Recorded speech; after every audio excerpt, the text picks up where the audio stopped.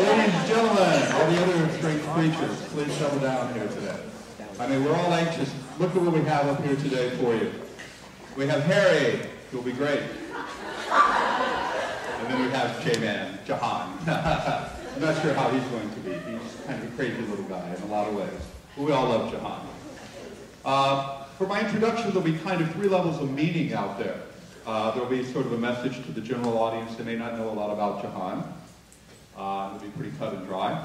And then there will be those seniors who were in Jahan's AP US History section last year. They'll have a different level of meaning because we have experience and shared traits with our speaker today. And then there are, among the senior class, there's a 3rd level of meaning because they all know about his musical career. It may come as... Oh, Jahan, they sold you out, all of them, universally. Apparently Jahan is quite a music composer and he has a very impressive playlist. We can't play it in this audience. Right? It has ratings on it and things like that. So we've done our best to perhaps find a second or 2 of his rap songs that we might hear down the road, possibly, with such songs like Every Girl and, you know, ooh, 16 and things like that. Oh, Jahan. Paybacks are wonderful. Actually, Jahan is still kind of a little boy. He's about 12, 13, as you'll see in a moment. But he does have a career goal. I mean, he has a vision and a plan. I mean, when he grows up, he wants to be James Barranco.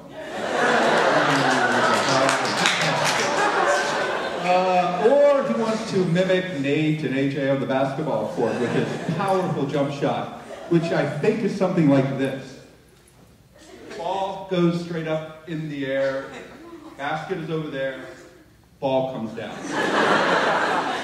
He hit metal once. That was pretty good. He celebrated, called off basketball practice and said, Jay, stick to music, man. You're not going to make it this way. In many ways, Jahan is like a baby Labrador puppy.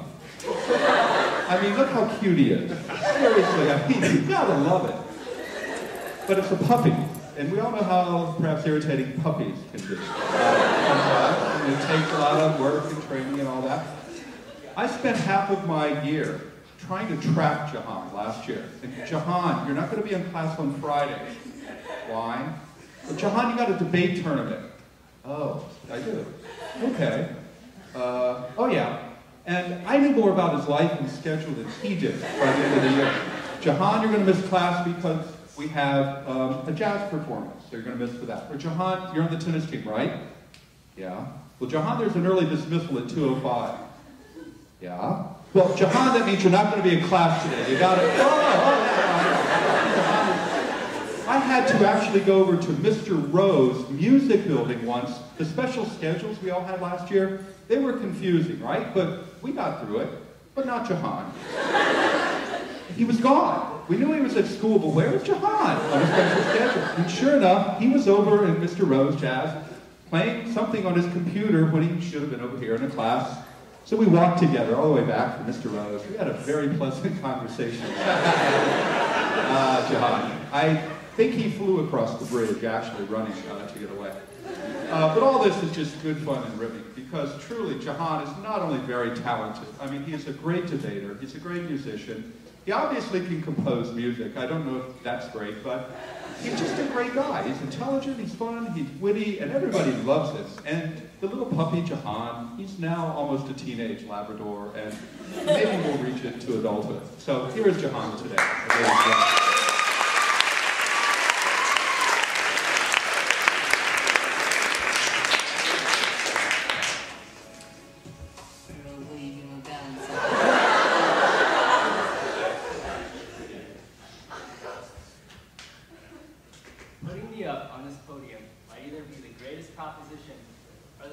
PCDS has ever had.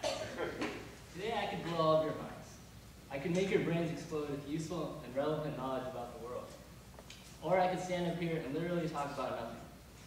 You as the audience think that I'll do something meaningful today and direct a compelling message towards you. Something that you can take with you as a life lesson. But I won't. Oh no, the speech isn't about you or what you want, it's about me. As Canadian hip-hop superstar Drake once said, I'm the topic of conversation, this is celebration. So today I'm going to talk about me. But when I say that, I'm referring not only to the Jahan you know today, but also to the Jahan of the past. In a few minutes, you'll know how I've evolved into the stud muffin standing behind this podium. My story starts when I moved to Arizona. It was 6th grade, and I was far from normal. Picture a shorter, skinnier, and smaller version of myself. I was a cutie back then. Nothing's changed. But I was also pretty awkward.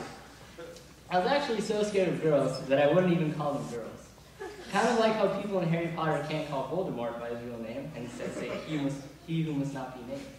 To me, girls were like the she who must not be named.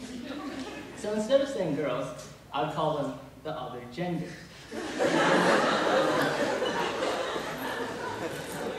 And my classmates knew how shy I was around girls, so they would jokingly ask me, do you like girls?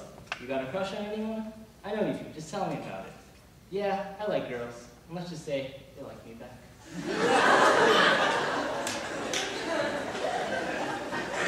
I wasn't exactly the most fun kid growing up either.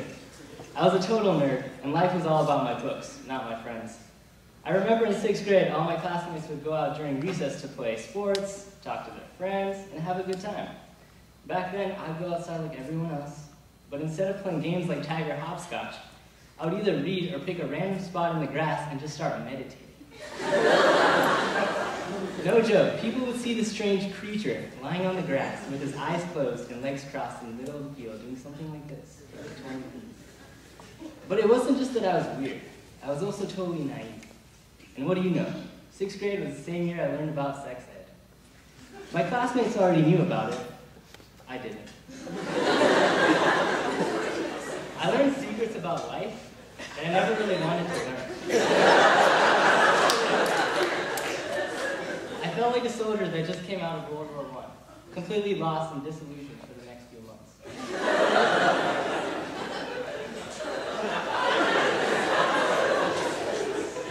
But I think what saved me that year was getting accepted into the gifted program. Not only because I improved as a scholar, but more importantly because the friends I made were priceless. They taught me a pretty important lesson that year. You could actually be a nerd without being nerdy. Who knew? The friends I made back then taught me how to kick back, act chill, and be funny. Even as a senior, some of them are still my best friends, and I'm still trying my best to follow their advice. As Lil Wayne once said, make jokes, no stress, love, live, life, proceed, progress. So that's what I did. I took out a lot of the seriousness out of my life and came into middle school with a laid-back attitude. I started gaining some exposure about the world and learning about things other than books. I started watching sports, listening to rap and hip-hop, and doing extracurricular activities for the first time in my entire life. I brought out my musical side by joining the band and playing piano at home. I tested myself intellectually by joining a math club and entering a math competition called Math Counts. I even brought out my inner athlete by joining the track team. I'll admit I wasn't that athletic, but I knew how to jump and run. Number 1 hurdler, number 2 high jumper, and number 4 long jumper in a school full of 1,100 kids, qualifying for states in hurdles and high jump, those were the days. I even tried out for the basketball team, but if you know my track record in JV last year, you can probably tell that didn't go very well. Fast forward to high school and picture me as a freshman. Actually, just picture Nahal.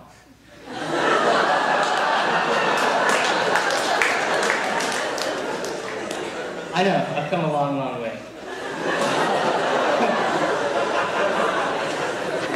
Back then, I was too shy, not confident in myself, oblivious to everything and everyone, irresponsible and immature, and always an avid procrastinator.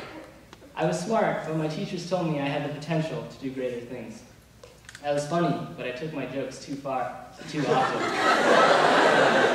I was talented, but I lacked the passion to do anything or to be anybody. As a new kid in PCDS that year, I could have been anyone I wanted to, but I didn't take the initiative or grasp the opportunities to be a leading figure on campus. That's where I think my parents came in, because they, more than anyone else, have helped me evolve into the person I am today. As you probably know, my parents like to keep me safe. Although I may at times seem dissatisfied with their principals, I'm glad for everything they've done for me. Because of the extra time I spend at home, I get to be the skilled musician, the decent athlete, the good Samaritan, and best of all, the legendary rap sensation Jay Beast. Through their teachings, I've gained discipline, stayed away from trouble, for the most part, focused on my studies, and gained the maturity in high school that I lacked in middle school. As the son of 2 doctors, my life is hard because my expectations were pretty high from the get-go. It means I have pretty big shoes to fill, which is hard to do when you're only a size 9. Yes, when you get brains from both of your parents and dashing looks from your mom, anything is possible. Times change, and so do people. Now I'm a senior in high school, and along with every other senior in this auditorium, I'm living life better than ever.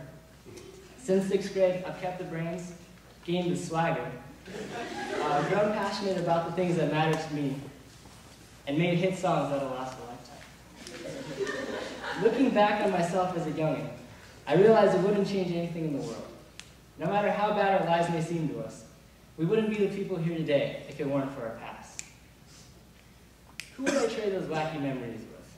Who would I rather be than the young man standing in front of you today? The answer is no one. Sometimes you just have to look in the mirror and realize that the best looking person is staring right back at you. I'll set things up with a few rounds. I've come a long way, but I'm far from the best. I went from being pretty weird to being way less. I'm the best I've ever been, but not the best that I will be. People change, but even after all these years, I'm still me. Still fresh, still G. If you want an autograph, then feel free. I don't forget my past, that's why I'm ready for tomorrow. As Eminem once said,